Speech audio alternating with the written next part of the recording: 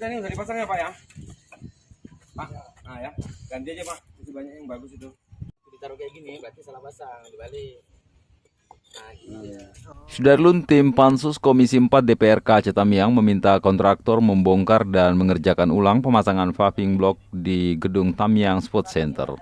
Permintaan ini disampaikan setelah anggota Komisi 4 DPRK Aceh Tamiang saat meninjau kondisi gedung olahraga ini pada Rabu 13 Oktober 2021.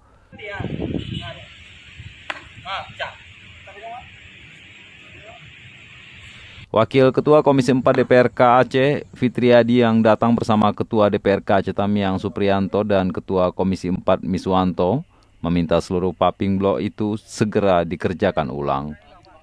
Pembongkaran ini disebabkan kualitas pengerjaan yang terkesan asal jadi dan tidak sebanding dengan anggaran yang disediakan dari Otsus 2021 sebesar 2,6 miliar rupiah. Selain itu, ia juga mencium kecurangan pekerja karena tetap memakai paving block yang sudah pecah dengan cara memasangnya secara terbalik. Dari Aceh Tamiang, Rahmat Wiguna, Serambion TV.